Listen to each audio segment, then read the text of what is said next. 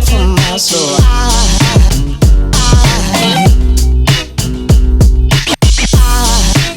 Well everyone, welcome to another episode, and today we're going to take a tour of my newly acquired BMW 740i M Sport from 2001. Now I'll admit that purchasing a heavily depreciated used BMW 7 Series is probably not the wisest purchase, but this 7 Series is a little special and I'll explain later. But in the meantime, to give you a bit of background information about the E38, it first came out in 1995 and it was produced till 2001, and in that time frame there was two facelifts. Now here in North America we had two engine options. We had the 4.4 liter V8 and we had the 5.4 liter V12, and the V12 was only offered in the long base variant of this car. Anyways, BMW did quite a bit to market this car. When it first came out, the company stated its technological innovations by claiming that the E38 had more computing power than NASA's space shuttle. But the best gimmick by far was the E38 being featured in the James Bond series. Yes, that's right. This E38 was featured in Tomorrow Never Dies with Pierce Brosnan. Well, not this one. I think the one in the movie was a 750IL and it's probably in a museum somewhere. But nonetheless, big important businessmen fell head over dress shoes because they too thought that they could look and feel like Pierce Brosnan when they drove this car. Alright, so why did I purchase this car? Well, for one, it's basically a one-owner vehicle. The first owner got it back in 2001, brand new, and owned it for about the next 16 years, and during that time, it was regularly maintained at the BMW dealership. The second owner was a E38 enthusiast who also took exceptional care of it, but unfortunately had to give it up because he didn't have any more space for it. And this car has a really well documented service history. Things that commonly fail in this car have been replaced. For instance, the valve cover gaskets, the cooling system components, pixel displays in the interior, and also the suspension components. I also had the opportunity to take the car on a hoist, and when I looked under it, it looked like it was very well maintained. Things like the bushings, the control arms, they all seemed immaculate.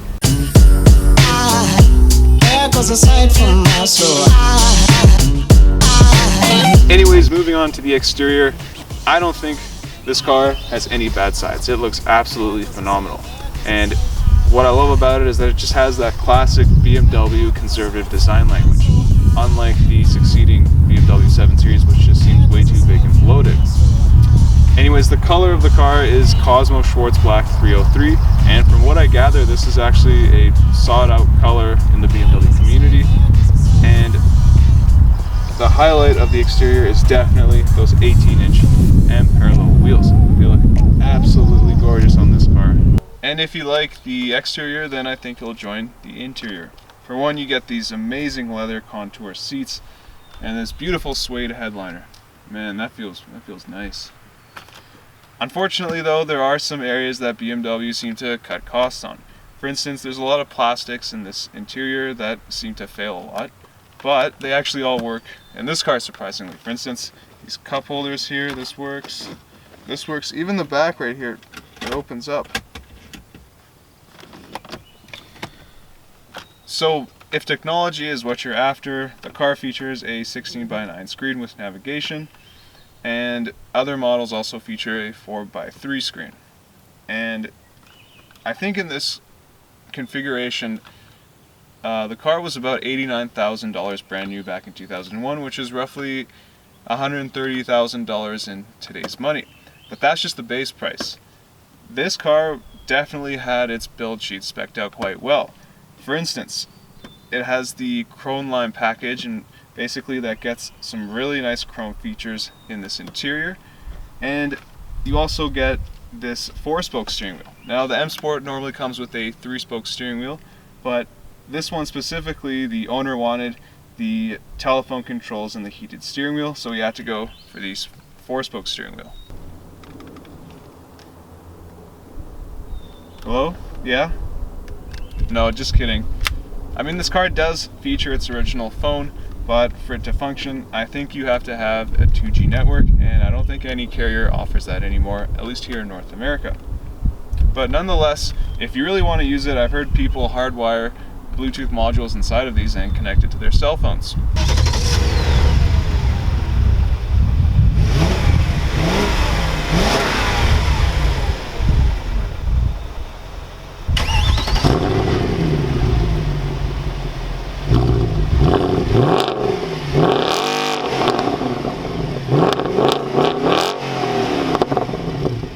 So finally, how different is the 740i M Sport compared to the normal 740i? Well, it does feature an upgraded suspension. So what that basically includes is a lower ride height at the front, stiffer shock absorbers, and a higher spring rate. Apart from that, you also get a upgraded differential with a shorter final drive ratio, and the torque converter is tuned to run at a bit higher RPM compared to the normal 740i.